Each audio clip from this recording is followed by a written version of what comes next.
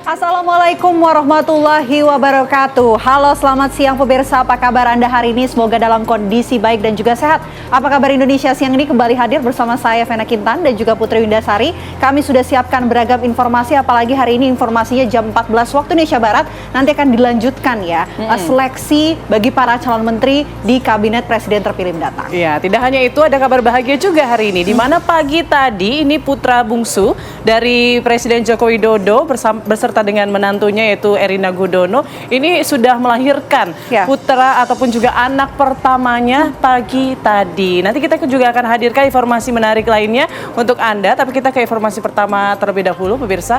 Belasan makam di Kabupaten Indramayu, Jawa Barat disegel secara misterius dengan logo pengadilan negeri.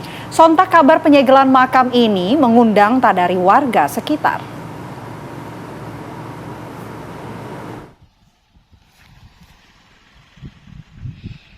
Warga di Kecamatan Sindang, Kabupaten Indramayu dihebohkan dengan beredarnya foto yang memperlihatkan sejumlah makam yang berlokasi di tempat pemakaman umum Ketepeng Reges di Desa Panyindingan, Kulon disegel oleh Pengadilan Negeri Indramayu.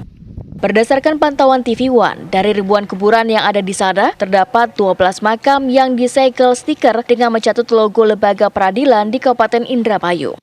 Menanggapi kabar yang beredar tersebut, juru bicara Pengadilan Indramayu, Adrian Anju Purba mengatakan pihaknya tidak pernah merasa memasang segel stiker tersebut. Pada segel itu juga terdapat banyak kejanggalan, mulai dari kesalahan penulisan serta nomor perkara merupakan putusan perkara tindak pidana. Pengadilan Indramayu tidak pernah punya produk demikian. Pengadilan Indramayu tidak pernah mengeluarkan bentuk segel dan lain-lain seperti yang ada saat ini beredar di sosial media. Itu semua tidak benar. Kalau kita perhatikan daripada segel yang ada itu, stiker yang ada, itu putusan perkara pidana. Pengadilan Negeri Indramayu tidak pernah melaksanakan putusan pengadilan pidana. Karena berdasarkan Kitab Undang-Undang Hukum Acara Pidana, yang melaksanakan putusan pidana oleh pengadilan adalah jaksa, sehingga pengadilan tidak pernah mengeluarkan hal tersebut. Pemerintah Desa Panyindangan Kulon mengaku tidak mengetahui adanya penyegelan makam. Penyegelan itu baru diketahui pemerintah desa dari media sosial. Hingga saat ini belum diketahui siapa oknum yang memasang stiker segel tersebut. Pengadilan Indramayu juga belum mendapat konfirmasi langsung dari keluarga dari makam yang ditempeli stiker segel pasca kejadian tersebut. Dari Indramayu, Jawa Barat, Opir Riharjo, TV One mengabarkan. Informasi selanjutnya pemirsa, ini viral di media sosial. Ada seorang pengendara roda 4 yang merekam penampakan yang diduga sosok pocong berdiri di pinggir jalan di Kabupaten Rembang, Jawa Tengah.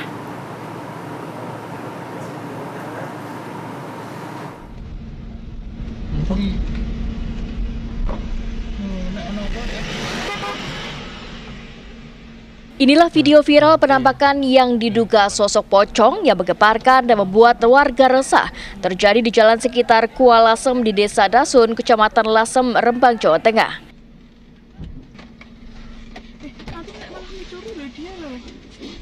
Penampakan pocong ini direkam oleh pengendara roda 4 yang kebetulan melintas di jalan tersebut. Beredarnya video tersebut membuat warga resah. Pasalnya, lokasi kejadian merupakan jalanan sepi dan membuat warga takut untuk melintas. Malam kemarin saja mas, dan pikir juga di medsos kan warga sini juga langsung tahu nyebar informasinya. Emang di sini sepi ya mas kalau malam mas? Ya bisa dikatakan ya agak sepi mas, soalnya kan ini jalan agak ya jalan pintas lah mas. Usai video tersebut viral, polisi mendatangi lokasi pada esok harinya dan menemukan sejumlah sandal yang tertinggal. Diduga sosok pocong tersebut merupakan ulah para remaja yang iseng.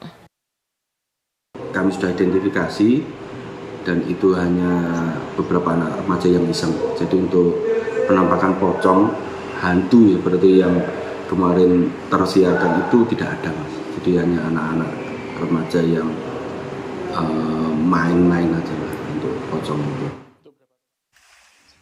Agar kejadian tak berulang, Polsek Lasem telah berkoordinasi dengan pemerintahan Desa Dasun agar melakukan pengawasan serta pembinaan kepada remaja yang diduga iseng menjadi pocong dan juga menakut-nakuti warga yang melintas. Dari Rembang, Jawa Tengah, Abdul Rohim, TV One mengabarkan.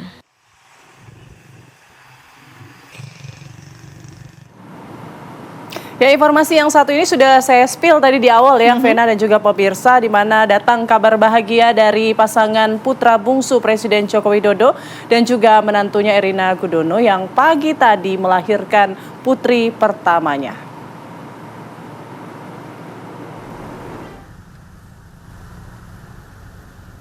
Pengumuman kelahiran putri pertama mereka disampaikan langsung oleh Kaisang Pangarep di Rumah Sakit Umum Bunda Jakarta, Menteng, Jakarta Pusat. Cucu ke-6 Presiden Joko Widodo lahir pada pukul 07.02 WIB melalui proses sesar. Dokter yang mendampingi Kaisang menyebut baik ibu dan sang bayi keduanya diketahui dalam kondisi sehat. Sebelumnya, Kaisang menyebut Presiden Joko Widodo telah menjenguk pada Selasa pagi sebelum melakukan tugas dinas ke Aceh. Rencananya Presiden Jokowi akan kembali menjenguk cucu ke-6-nya tersebut malam nanti. Selain Presiden Jokowi, Gibran Rakabuming Raka juga telah menengok keponakannya tersebut dengan didampingi sang istri Selvi Ananda. Alhamdulillah hari ini tanggal 15 Oktober 2024 telah lahir anak kami, saya dengan Erina, dengan selamat dan sehat sekali. Alhamdulillah semuanya sehat. Dan kami juga sudah memberikan namanya Bebingah Sang Tansah Ayu dengan berat 3,4 kilo dengan panjang 50 cm. Saya kira kita lahir dengan bedah sesar, nah bayinya agak lumayan besar mas, sekitar 3,4 dan lancar semuanya, tidak ada apa-apa. Dan ibu pada saat melahirkan sudah langsung bisa menyusui dengan ASI eksklusif, dan kami antisipasi 1-2 hari ini adalah masa pemulihan. Ya, kalau menyoroti kisah cinta dari Kaisang dan juga Erina ini memang menarik ya pemirsa. Ini 2 bulan menjalin kasih, mereka langsung memutuskan untuk menikah. Ya, seperti apa perjalanan cinta mereka hingga dikaruniakan anak pertama? Berikut informasinya.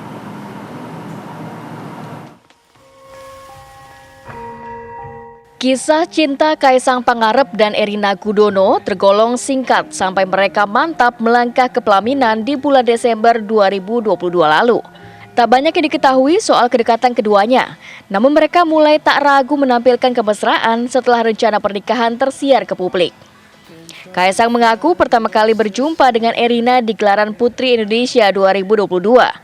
Adik Gibran Rakabuming Raka dan Kahiyang Ayu ini pun langsung jatuh hati dengan perempuan berusia 25 tahun ini. Perkenalan dua keluarga pun terjadi, keduanya menjalin kasih selama 2 bulan sebelum Kaisang mengajak Erina untuk menikah.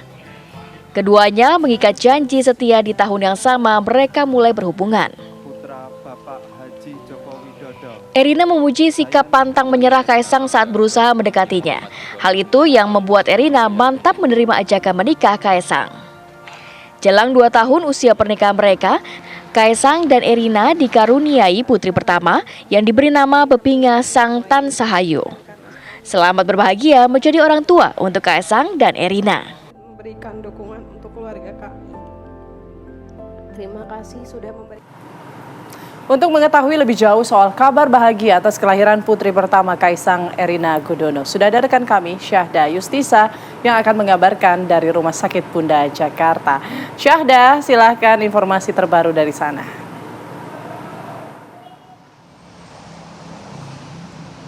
Baik, selamat siang Putri, Vena dan juga pemirsa. Kabar bahagia baru saja datang dari putra bungsu Presiden Joko Widodo yang sekaligus merupakan Ketua Umum Partai Solidaritas Indonesia, yakni Kaisang Pangarep dan juga sang istri Erina Gudono, di mana pada hari ini, tepatnya pada Selasa pagi tadi, lahir putri pertama mereka yang diberi nama Bebingah Sang Tansah Ayu, di mana ini tadi sempat dijelaskan bahwa lahir dengan berat 3,4 kg, kemudian juga dengan panjang 50 cm, dan tadi juga berdasarkan berdasarkan informasi yang tadi disampaikan, diumumkan langsung oleh Kaisang Pangarep yang didampingi oleh dokter yang mendampingi pada saat proses persalinan, ini sempat dijelaskan bahwasannya Erina Gudono sendiri melahirkan dengan proses sesar. Dan selain itu juga cucu ke-6 Presiden Joko Widodo ini tadi lahir sekitar pukul 7.02 waktu Indonesia Barat. Sempat dijelaskan juga bahwa baik sang ibu maupun sang anak ini diketahui dalam proses sehat. Dan tadi Kaisang juga sempat menyebutkan bahwasannya untuk proses dari persalinan ini memakan waktu sekitar 1 sampai 1,5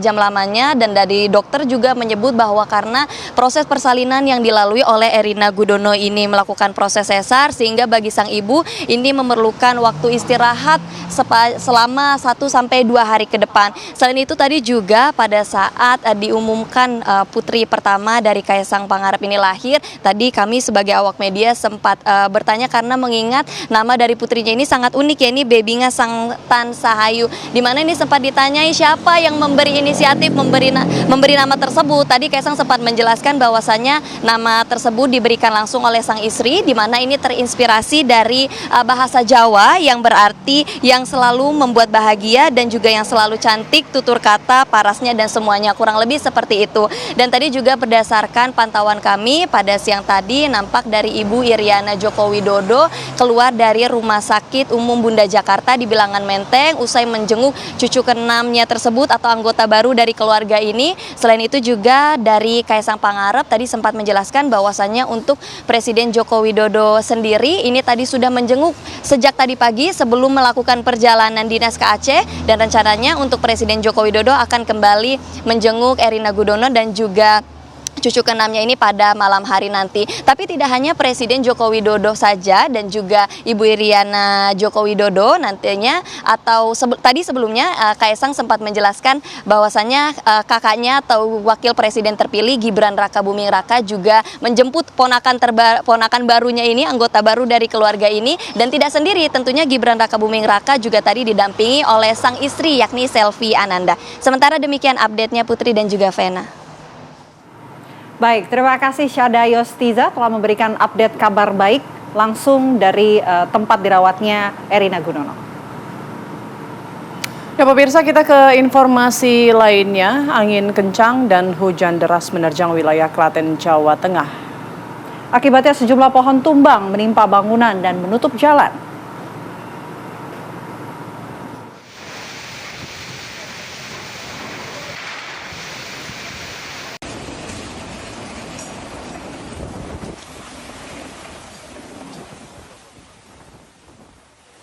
Beginilah kondisi saat angin kencang dan hujan deras menerjang Klaten, Jawa Tengah pada Senin sore.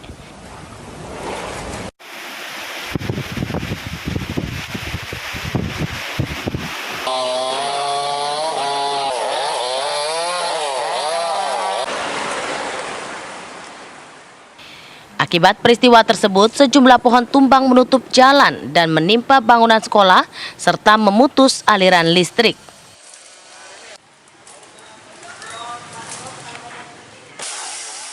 Tidak sedikit atap rumah warga yang terbang terbawa angin. Data dari BPBD Klaten, Jawa Tengah, sedikitnya ada 12 desa yang dilanda angin kencang dan hujan deras. Ada kejadian angin kencang yang ini menimpa di 4 kecamatan di Trucuk, Kecamatan Ceper, kemudian Kecamatan Karanganom dan Kecamatan Ngawen. Dari data sementara yang kami terima ada 12 desa yang terdampak. Sampai dengan saat ini untuk pendataan tidak ada korban jiwa, baik luka maupun luka berat ataupun luka ringan. Meskipun tidak ada laporan korban jiwa, warga diminta tetap waspada dengan cuaca ekstrim yang kerap menerjang tiba-tiba. Dari Klaten, Jawa Tengah, Indratno Eprilianto, TV One mengabarkan. Kami hadirkan informasi lainnya untuk Anda pemirsa, ini sambil menyanyikan lagu Potong Bebek Angsa. Inilah kedua pelaku spesialis membobol rumah yang berhasil diamankan oleh pihak kepolisian sektor Lubuk Batu Jaya. Kedua pelaku ditangkap setelah adanya laporan warga yang rumahnya dibobol maling.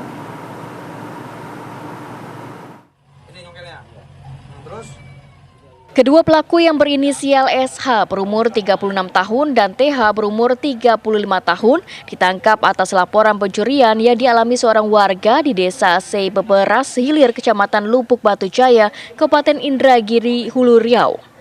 Tak butuh waktu lama, pihak kepolisian berhasil mengamankan kedua pelaku yang berada di sebuah konter handphone untuk menjual hasil pencuriannya. Saat diinterogasi, kedua pelaku mengaku sudah sering melakukan aksi pencurian dengan cara membobol rumah di beberapa lokasi lainnya. Dan tak hanya itu, para pelaku pun sempat menyanyikan lagu Potong Bebek Angsa saat ditangkap. Pelaku sempat disuapi makanan juga oleh petugas. Mereka mengakui sudah menjual beberapa barang curian tersebut digunakan untuk membeli narkotika jenis sabu yang dikonsumsi secara bersama-sama.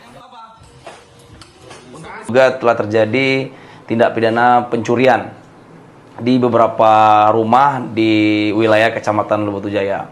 Komplotan ini masih ada tersangka-tersangka lain dan mungkin masih ada korban-korban yang lain. Kini kedua pelaku terancam pasal 363 KUHP tentang pencurian dengan pemberatan dengan ancaman hukuman 9 tahun kurungan penjara. Dari Indragiri, Hulu Riau, Muhammad Arifin, Fajar Ramadan, TV One mengabarkan.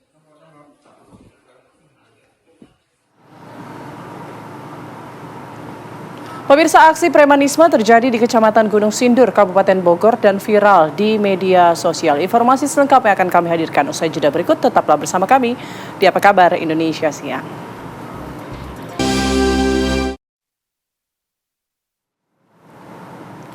Anda kembali menyaksikan Apa Kabar Indonesia Siang. Pemirsa, aksi premanisme ini terjadi di Kecamatan Gunung Sindur di Kabupaten Bogor dan juga viral di media sosial. Ya, seorang pria sembari membawa senjata tajam jenis golok marah-marah dan mengajak warga di Gunung Sindur untuk berduel.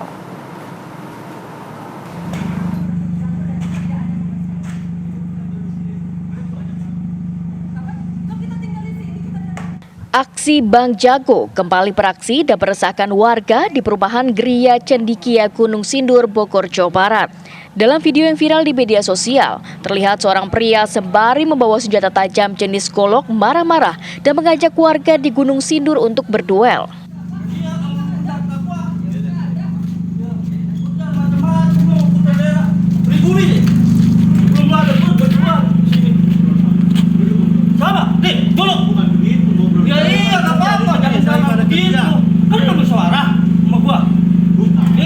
Aksi premanisme itu dipicu dari adanya aksi penolakan pembangunan gudang yang berada di dekat pemukiman tersebut. Kejadian itu berawal dari pemasangan spanduk berisi penolakan pembangunan gudang di dekat klaster tersebut. Saat itu warga memasang spanduk penolakan. Spanduk itu dipasang di dalam perumahan yang menghadap ke pabrik. Tak lama, sekelompok pria menggunakan mobil mendatangi pemukiman warga tersebut. Anda dari mana? Saya bilangin gitu.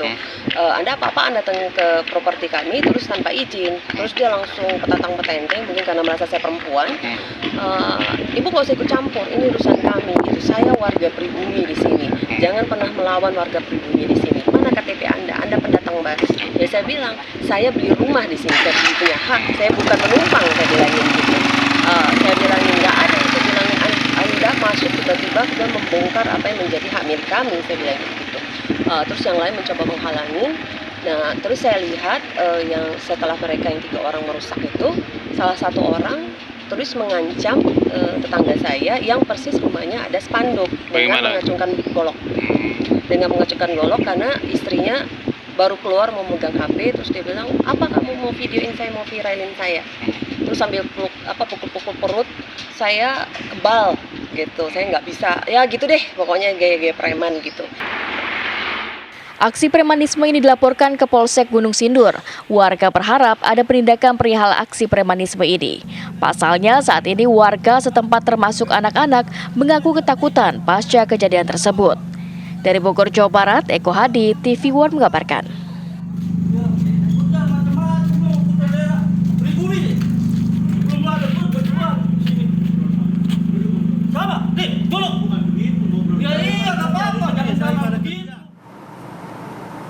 Lantas seperti apa pemirsa kronologis kejadian, kami ajak Anda terhubung bersama dengan Bapak Didi Haryanto selaku warga perumahan Gria Cendikia Gunung Sindur. Selamat siang Pak Didi. Selamat siang Mbak Vena, Mbak Putri. Pak Didi, kami ingin tahu seperti apa kronologis kejadiannya, apa yang membuat pelaku ini melakukan aksi pengancaman terhadap warga sekitar. Kalau kronologis dapat saya paparkan ya. Pertama itu kami warga itu sedang melakukan kerja bakti, termasuk memasang spanduk protes tersebut.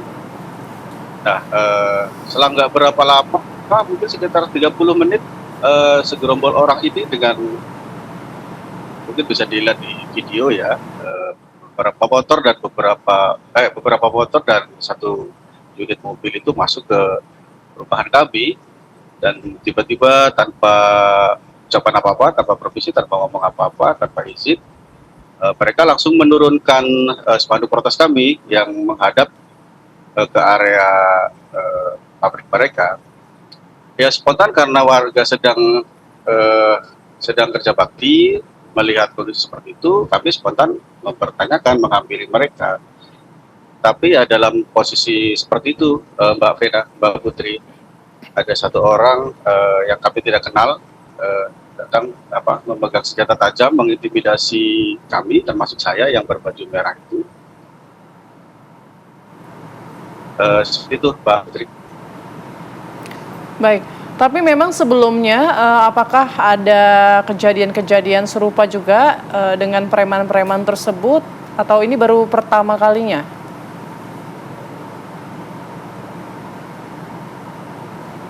Itu baru pertama kali, Mbak. Oke, kabarnya ini dipicu oleh penolakan pembangunan gudang pabrik, apakah betul, Pak?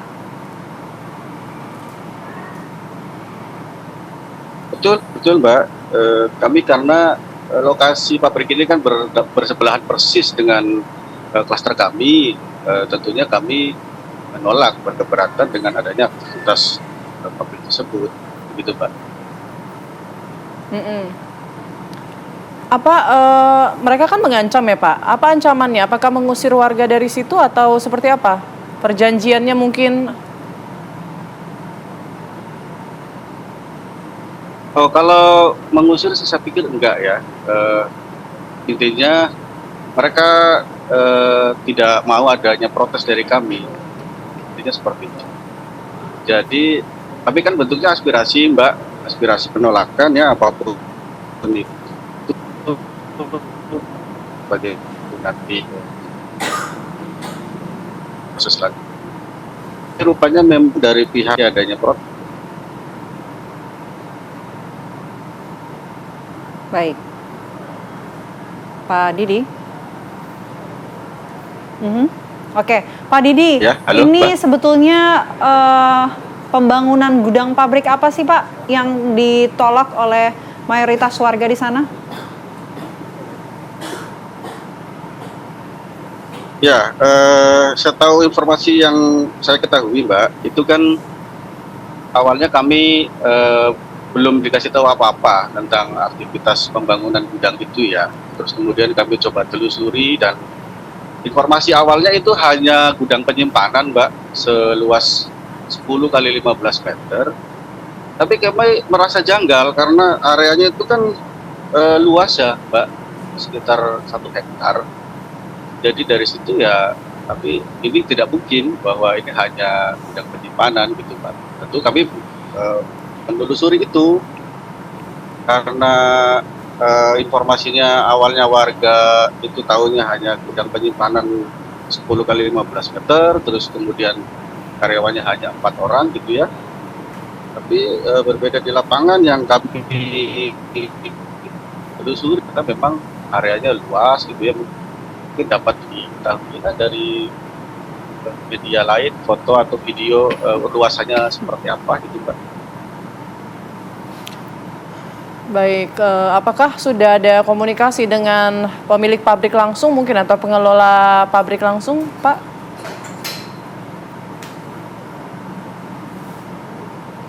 Memang sebelumnya pernah ada, Mbak. Kita pernah musyawarah di Balai Desa Suruh, tapi tidak mendapatkan pemaparan secara rinci bagaimana plannya, bagaimana plan bisnisnya seperti apa, aktivitasnya seperti apa. Dalam diskusi itu pun kami juga warga Madani itu dengan tegas meminta menghentikan sementara supaya kemudian ada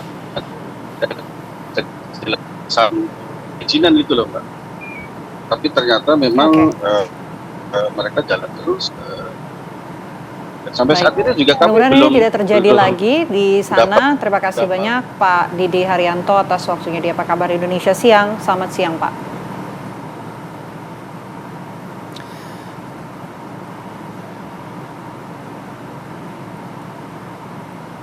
Ya pemirsa, kami hadirkan informasi berikutnya untuk Anda. Ini ada belasan makam di Kabupaten Indramayu, Jawa Barat disegel secara misterius dengan logo Pengadilan Negeri. Tapi nanti akan kami hadirkan usai jeda. Pemirsa, tetaplah bersama kami.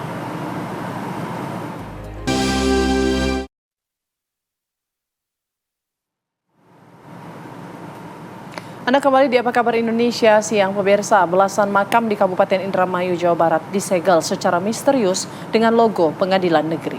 Sontak kabar penyegelan makam ini mengundang tak dari warga sekitar.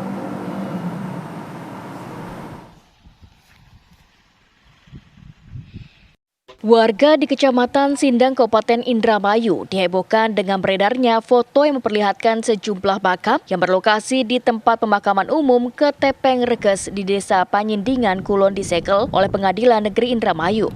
Berdasarkan pantauan TV One, dari ribuan kuburan yang ada di sana, terdapat 12 makam yang disegel stiker dengan mencatut logo Lembaga Peradilan di Kabupaten Indramayu. Menanggapi kabar yang beredar tersebut, juru bicara Pengadilan Indramayu, Adrian Anju Purba mengatakan pihaknya tidak pernah merasa memasang segel stiker tersebut. Pada segel itu juga terdapat banyak kejanggalan, mulai dari kesalahan penulisan serta nomor perkara merupakan putusan perkara tindak pidana. Pengadilan Indramayu tidak pernah punya produk demikian. Pengadilan Indramayu tidak pernah mengeluarkan bentuk segel dan lain-lain seperti yang ada saat ini beredar di sosial media. Itu semua tidak benar. Kalau kita perhatikan daripada segel yang ada itu, stiker yang ada, itu putusan perkara pidana. Pengadilan Negeri Indramayu tidak pernah melaksanakan putusan pengadilan pidana karena berdasarkan Kitab Undang-Undang Hukum Acara Pidana yang melaksanakan putusan pidana oleh pengadilan adalah jaksa, sehingga pengadilan tidak pernah mengeluarkan hal tersebut. Pemerintah Desa Panyindangan Kulon mengaku tidak mengetahui adanya penyegelan makam. Penyegelan itu baru diketahui pemerintah desa dari media sosial. Hingga saat ini belum diketahui siapa oknum yang memasang stiker segel tersebut. Pengadilan Indramayu juga belum mendapat konfirmasi langsung dari keluarga dari makam yang ditempeli stiker segel pasca kejadian tersebut. Dari Indramayu, Jawa Barat, Opir Riharjo, TV One mengabarkan.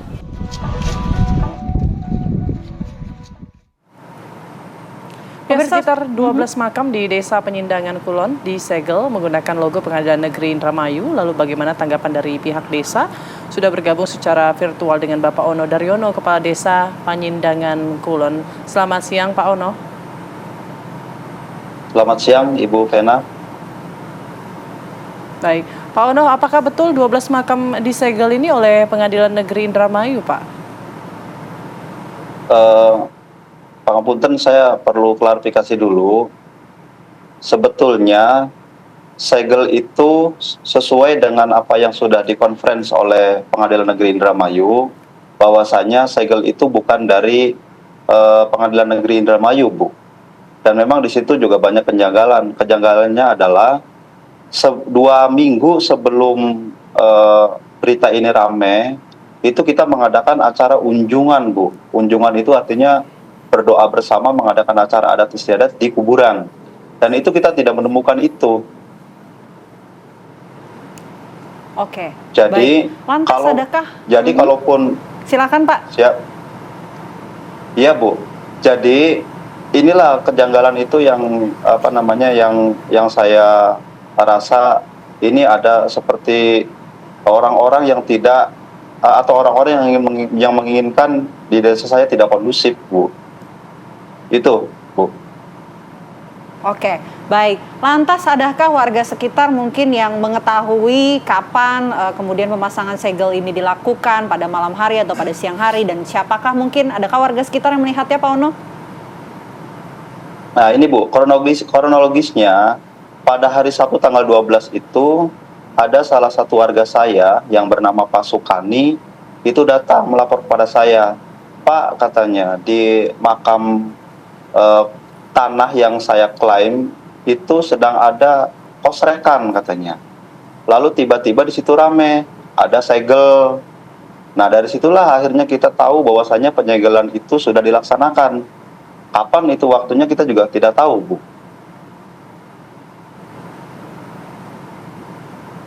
Oke. Pak Ono, kalau sekarang sudah dilepas ya pasti segel-segelnya, apalagi sudah dikonfirmasi oleh Pengadilan Negeri Indramayu ya bahwa tidak ada segel dari pihak pengadilan begitu. Tapi kalau dilihat nih segel-segelnya apakah terpusat di satu area atau random aja, atau kayak memang sudah bisa dikonfirmasi ini keisengan dari warga aja sebetulnya, atau mungkin orang-orang iseng yang melakukan ini? Kalau untuk penyegelan itu terpusat, Bu, dalam satu posisi. Ya memang tanah ini sepengetahuan kami sedang dalam proses penyelesaian perkara antara kedua belah pihak. Jadi tidak semua makam disegel atau dipasangi segel. Hanya beberapa makam, dan itu pun terkonsentrasi di satu tempat. Oke. Dari kedua pihak itu apakah juga sudah dikonfirmasi oleh mungkin Pak Ono dan juga warga setempat, apakah mungkin mereka atau pihak-pihak lain yang memasang segel tersebut? Sementara ini kita sedang telusuri, Bu. Artinya dari kedua belah pihak ini sedang kita mintai keterangan apakah setidaknya mereka tahu ada penempelan itu. Karena yang menjadi kejanggalan, kalaupun itu memang dari PN tentu tidak akan segampang itu. PN biasanya kan selalu koordinasi dengan desa. Dengan apapun itu pasti akan koordinasi dengan desa, karena desa di sini sebagai pihak yang mungkin mengerti dan mengetahui asal muasal daripada adanya sengketa ataupun adanya perkara. Baik, oke. Pak Ono, apakah juga mungkin bisa disimpulkan dari 12 makam ini yang disegel, adakah kaitannya dengan hal lain? Mungkinkah makam-makam ini juga memiliki hubungan ataupun kaitan dengan satu sama lain dengan pihak tertentu begitu? Sepengetahuan Anda? Baik, Bu. Sepengetahuan saya, memang sebetulnya tanah ini adalah tanah milik Bapak Sukani dan tidak termasuk dalam komplek pekuburan Ketepeng Reges, Bu. Nah, Bapak Sukani ini memiliki tanah, ditujukan dengan pemilikan yaitu dengan AJB, ya AJB tahun 2020 dan AJB tahun 2000 kalau tidak salah. Nah, ada juga yang mengklaim dari satu pihak bahwasanya ini adalah tanah waris keluarga yang lain. Nah, oleh karena itu setelah dibicarakan atau setelah dimusyawarahkan keluarga, dari keluarga yang sebelah sana itu dikatakan bahwasanya ini dipergunakan untuk pekuburan. Nah, disinilah, Bu, timbul ada namanya istilahnya sengketa tanah, dan perkara ini memang sedang ditangani oleh pihak kuasa hukum. Baik, terima kasih banyak Pak Ono. Semoga permasalahan ataupun juga sengketa tanah ini bisa segera diselesaikan. Terima kasih sudah bergabung bersama kami di Apa Kabar Indonesia Siang. Pemirsa, jangan kemana-mana karena usai jeda Apa Kabar Indonesia Siang masih akan kembali untuk Anda dengan menghadirkan informasi menarik lainnya. Sesaat lagi, pemirsa.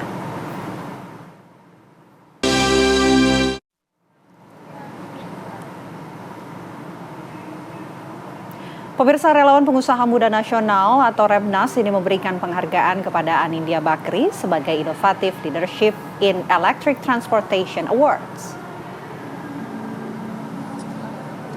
Hal ini diberikan setelah perusahaan Vector yang dimiliki oleh Anindya Bakri berkomitmen untuk memperbaiki dan mengurangi polusi emisi karbon dengan penggunaan bus listrik sebagai transportasi umum. Dengan tidak menghasilkan polusi udara, suara, dan juang operasional yang lebih murah. Vektor yakin produk bus listrik akan berkontribusi untuk target Indonesia Emas 2045. Repnas juga memberikan penghargaan Outstanding Leadership in the Green Energy Implementation kepada Nuraga Bakri, Presiden Direktur Bumi Resources.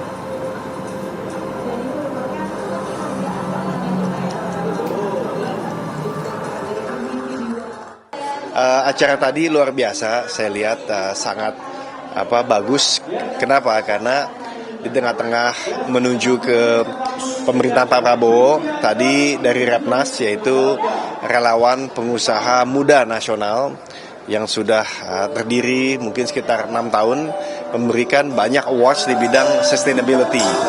Dan kebetulan perusahaan kami mendapatkan satu untuk Vektor dan yang kedua untuk Bumi Resources. Jadi tentu ya kita sangat mengapresiasi. Tadi hadir juga pemimpin-pemimpin masyarakat dan juga Indonesia dari Ketua MPR dan juga tadi Ketua DPD, Menteri Pariwisata, ya tentu kami mewakilkan dari dunia usaha sebagai Ketua Umum Kadin. Jadi saya lihat satu isu sustainability atau keberlanjutan ini adalah isu sentral yang mesti terus dikedepankan. Karena isu ini hubungannya bukan saja untuk kebaikan lingkungan, tapi juga merupakan bagian daripada penggerak ekonomi. Apalagi kalau misalnya ada hubungan dengan hilirisasi yang erat dengan nilai tambah. Tapi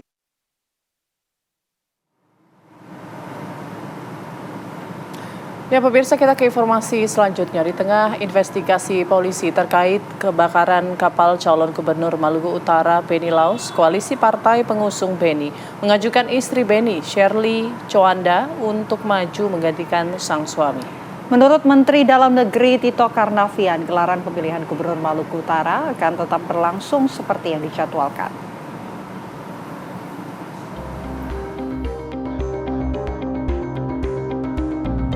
Shirley Chowanda didapuk partai pengusung Beni Laus dalam gelaran pilkada calon gubernur Maluku Utara untuk menggantikan mendiang suaminya.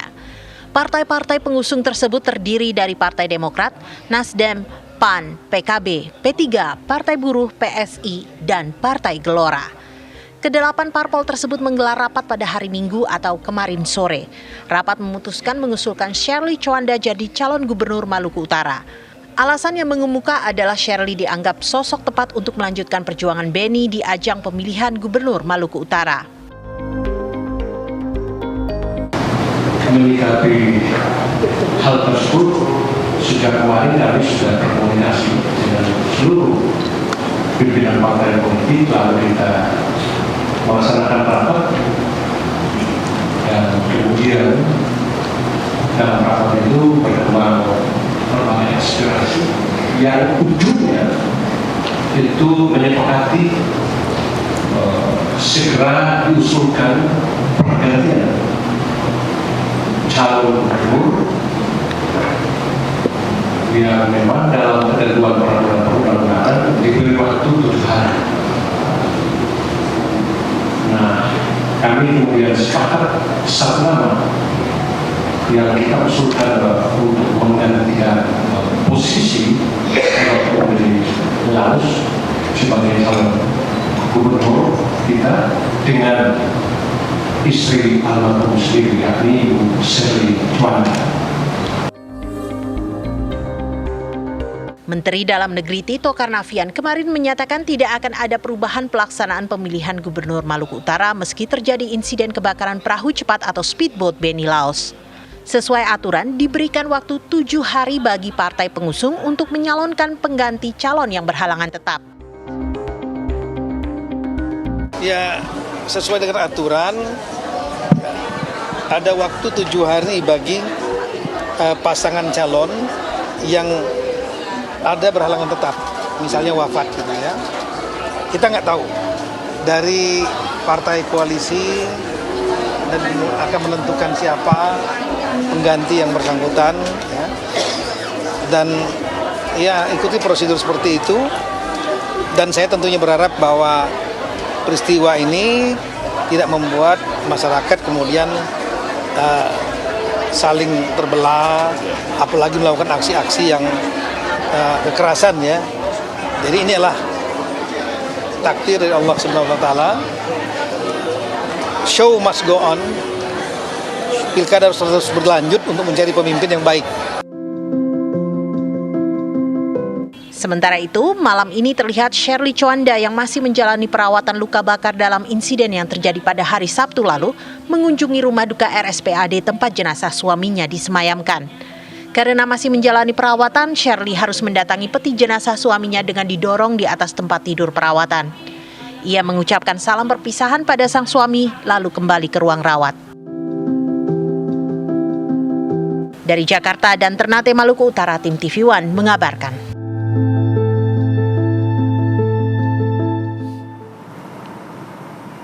Pemirsa, istri mendiang Benny Laos, Shirley Chowanda, ini juga sempat menyampaikan atau menceritakan peristiwa detik-detik sebelum kejadian kebakaran yang terjadi.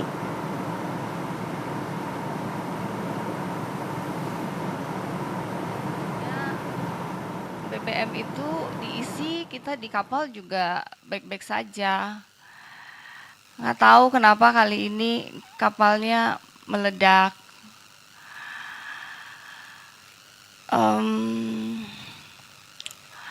Kemudian posisinya saya tadinya duduk bersama dengan Bapak, tapi karena saya nunggu kelamaan, saya masuk ke kamar buat istirahat. Kemudian saya ketiduran. Pada saat saya bangun lagi, mereka bilang udah isi BBM. BBM-nya baunya tidak seperti BBM biasanya. Emang agak bau berbeda, agak nyengit. Saya berpikir mau keluar. Pada saat saya mau keluar, asisten saya bilang, ibu masuk aja di dalam, di luar bau. Akhirnya saya masuk ke dalam. Gak lama sejak itu tiba-tiba kapalnya meledak. Dan saya kelempar ke depan kapal karena dia sudah terbuka, karena posisi kamar terbuka. Saya bisa keluar. Saya nyari Bapak, saya mau nyelam balik cari Bapak, tapi kaki saya nggak bisa gerak, dan semua orang menarik saya untuk naik ke atas. Akhirnya saya dikirim ke puskesmas, Bapak dikirim ke rumah sakit.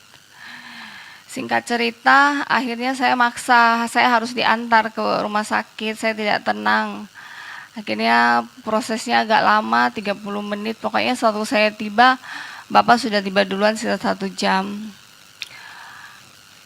Pak Benny tenggelam kata orang-orang sekitar, mungkin dari jarak kejadian sampai itu mungkin sekitar 4 menit. Ketemunya karena sudah mengambang. Waktu saya datang, Pak Benny masih punya denyut jantung. Saya berdoa, minta mujizat, saya panggil nama Tuhan.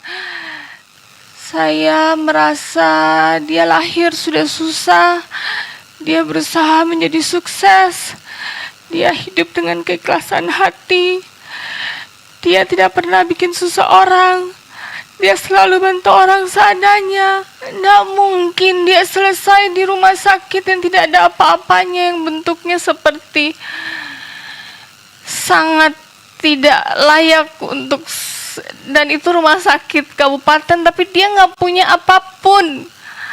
Pak Benny dikasih oksigen dengan pompa-pompa gitu saja. Dia nggak punya inkubator, dia nggak punya pus. Pak Benny masih punya nadi, tapi tidak bisa bernapas sendiri. Seandainya saja ada alat picuk jantung, mungkin semua akan berbeda. Saya berdoa, saya bilang tidak mungkin Pak Benny selesai di sini, nggak mungkin. Saya panggil dia, saya sebut nama anak-anak, saya berbisik, saya pukul-pukul dia untuk kembali. Dokter bilang sudah tidak bisa. Saya bilang pokoknya dokter usaha terus, ini manusia. Saya pun mohon bantuan. Banyak hal dalam pekerjaan yang saya tidak paham. Saya mohon bantuannya dari teman-teman jika suatu hari saya butuh untuk berkonsultasi. Kiranya bisa menerima telepon saya. Saya akan berjuang untuk ketiga anak saya. Saya akan berjuang buat mama. Saya akan tegar karena hidup ini terus berlanjut. Dan sejak saya menikah, Pak Benny selalu mengajak saya bertemu meeting. Kata dia, kamu harus belajar. Kalau saya tidak ada, kamu bisa. Dan Say, jangan khawatir. Beta bisa. Beta kuat.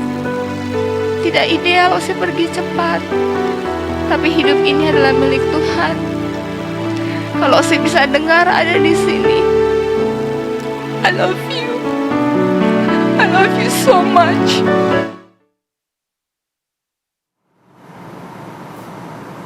Ya pemirsa, kami jeda terlebih dahulu. Saya jeda, kami akan kembali. Tetaplah bersama kami di Apa Kabar Indonesia Siang.